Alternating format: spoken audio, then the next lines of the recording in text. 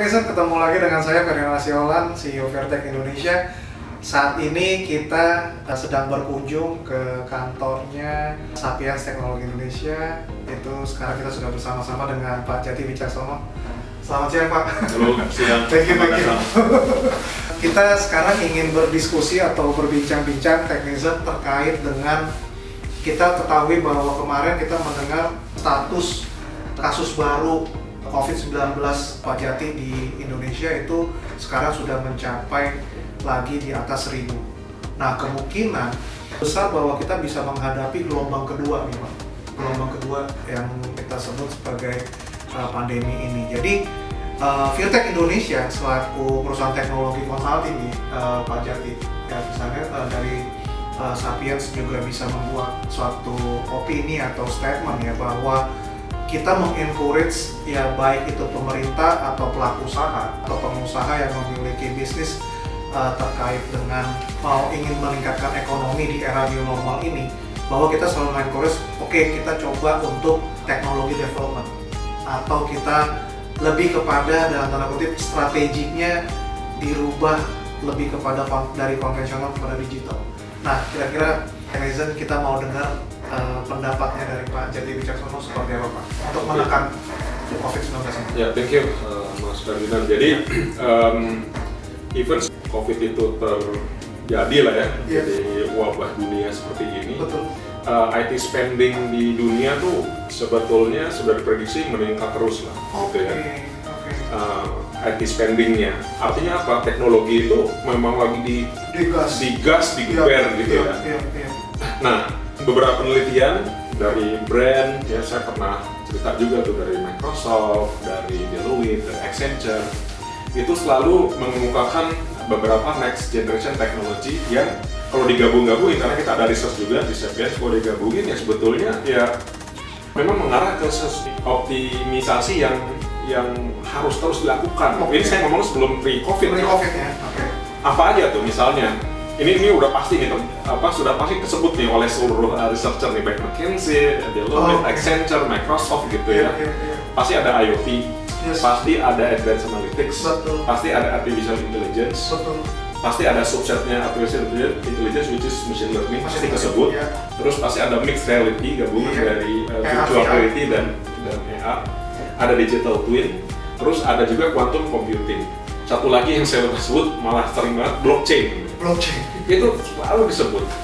Nah, itu aja sebelum COVID ya. Nah, kalau setelah COVID saya bilang COVID itu adalah suatu keniscayaan yang membuat orang semua bisnis proses manusia harusnya ya udah irreversible proses, irreversible activities lah. Jadi kita nggak bisa going back lagi ke saya udah pernah cerita. betul, iya. Nah, kalau kita sekarang perhatikan, kemarin saya juga baru berbicara dengan beberapa teman dan juga future world. Ada namanya future digital infrastructure. Mungkin digital infrastructure kayak saya Sapiens yang menangani teknologi bagi grup ini, digital infrastructure juga harus dirubah, VPN-nya dikuatin, cyber security-nya jadi keren dan seterusnya. Ada lagi future trust. Nah, kalau saya tadi sebut cyber security, trust pun sudah mulai berubah. Ada future trust nih, udah beda lagi. Yang tadinya mungkin oke, saya aman kok, orang komputer laptop saya ada di meja, semuanya ada firewall-nya, tapi sekarang lu mesti di rumah. Nah, kalau di rumah ngeri dong, ada sniffing, ada spoofing segala macam. Jadi cyber future of trust sudah beda lagi. Ada lagi namanya future operations lah, di pabrik segala macam udah ada remote, ada robotics segala macam, dan future lain. Jadi kalau kita lihat 4 tahapan itu harusnya membuka mata kita ya bahwa teknologi lah yang akhirnya menyiapkan fondasi dari contact free economy. Kalau bisa saya tambahkan sedikit di fase business agility dan business resiliency, itu intinya kita revenue saya tidak bisa naikin, artinya cost yang harus saya tekan. Bagaimana menekan cost itu? Saya ada penelitian terbaru dari McKinsey, ada 4 hal yang harus kita lakukan. 4 hal saya bagi jadi 3 dan 1 yang advance-nya lah ya. Yang 3 ini adalah perusahaan harus menerapkan yang namanya smart workflows. harus menerapkan robot processing automation nih lucu nih. Robot processing itu yang keyboard jalan sendiri, terus dokumen dia bisa baca sendiri. Jadi orang tuh udah ganti sama ini. Sama data visualization ya business intelligence lah sebetulnya, cuman lebih advance. Jadi advanced analytics plus self service analytics yang orang nggak usah nyuruh developer, tapi dia juga bisa langsung mengerjakan analytiknya sendiri. Tiga ini tuh menurut McKinsey itu bisa menekan cost. Gitu, jadi lakukanlah tiga inilah yang nggak gampang masing-masing. Ada yang jadi dia bagi juga nih masing-masing ada atributnya, yang impact-nya paling tinggi tapi ease of implementation-nya paling rendah tuh yang mana segala macam tuh ada. Yang kasih tahu nggak prior ada, jadi dia kasih tahu ada 4 parameter. Dia bilang gini, ini impact-nya paling tinggi, tapi ease of implementation bisa juga susah gitu. Nah kalau kayak gitu ya silahkan bisnis decision maker-nya tentuin lah ya, lu mau yang mana gitu. Terus ada 2 lagi nih, flexibility atau apa. Iya, balik lagi low effort high benefit itu tadi. Betul. Dan tools-nya juga kan mahal apa enggak. Nah yang terakhir, last but not least yang selalu disebut ya artificial intelligence, AI enabled process lah gitu. Jadi katanya udah seperti ini harusnya ini sebenarnya kalau dipikir-pikir dia kayak menggantikan orang semua ya. Oke lah, saya nggak sampingkan dulu masalah pengangguran. Tapi lihat ya, smart workflows, robotic processing automation, sama data visualization, ini semuanya harus menggantikan orang, apalagi AI menggantikan otak manusia. Betul. Kira-kira gitu. Betul. Gitu Mas, jadi kalau ini rangkaian ini dianalisa, rangkaian ini dipikirkan, akhirnya kok sepertinya memang itu tantangan bagi komunitas teknologi. Bagaimana nih teknologi talentnya harus mengisi gap tersebut, bagaimana ini ada kebutuhan tapi supply-nya kan harus siap juga dari situ. Nah, kan kalau tadi tuh pembahasan kita tuh Pak, ya maksudnya kayak kita udah tahu nih crisis manajemennya ya all of business gitu, all of industry, terkena dampak terkait dengan COVID-19 ini. Terus habis itu ya business agility-nya, business resiliensinya itu kan juga mereka juga mengalami itu karena mereka harus tenang dulu nih. Betul. Gitu kan. Nah, cuman kan kalau kita ngomongin era new normal, mereka tuh sepertinya belum sampai di tahap agile gitu ya.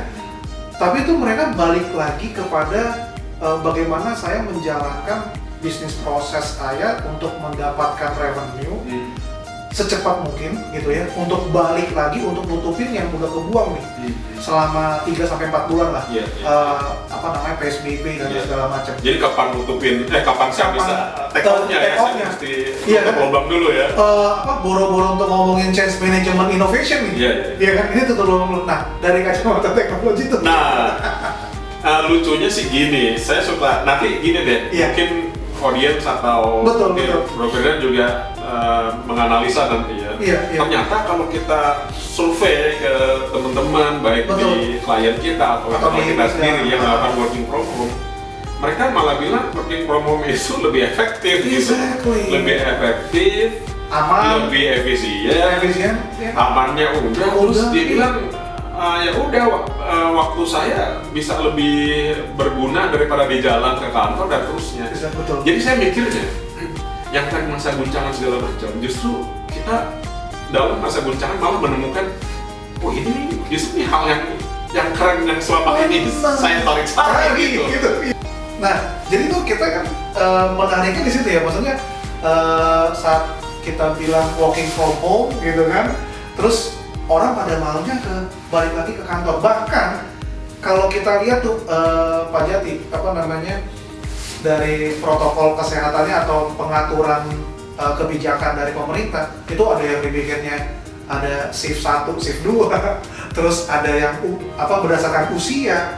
Nah tapi kan kalau kita lihat dari dampak terhadap kasus baru dengan kebijakan-kebijakan ini ya, yang dari pemerintah, kita kan lebih kayak misalnya kita mau mengkritisi tapi kita ada data gitu.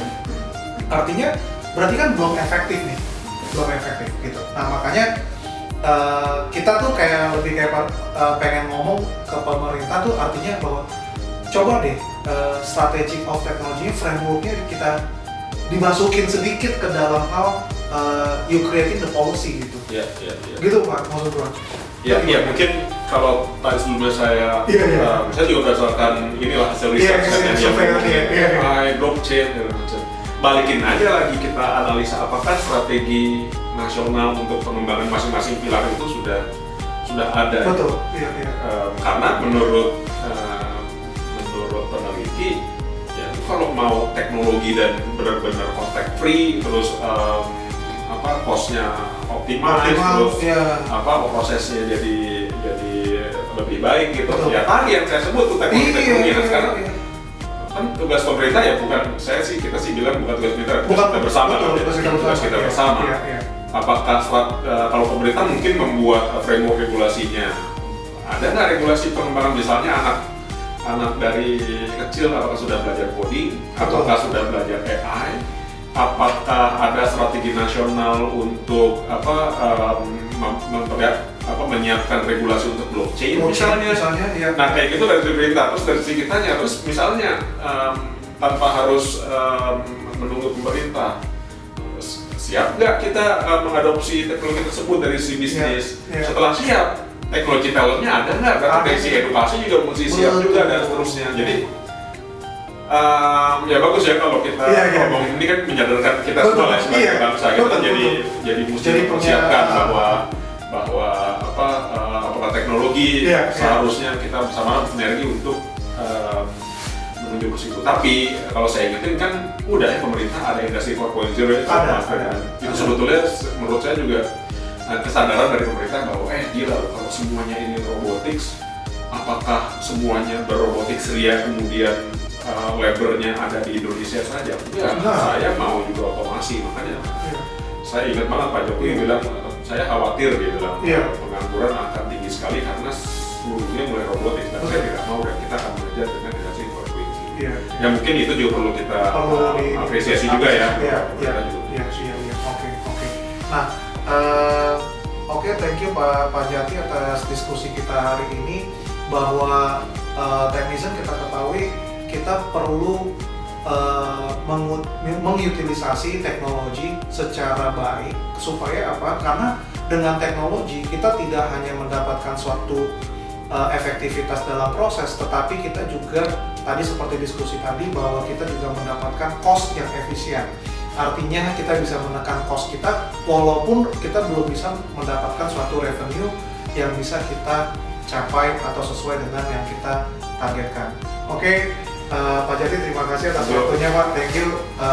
Mudah-mudahan kita bisa kolaborasi seperti ini lagi Pak Jati kedepannya untuk kita bisa menjadi suatu media informasi atau bisa menjadi media edukasi terkait dengan perkembangan teknologi khususnya di Indonesia. Terima kasih Technizen, sampai ketemu lagi, salam revolusi industri.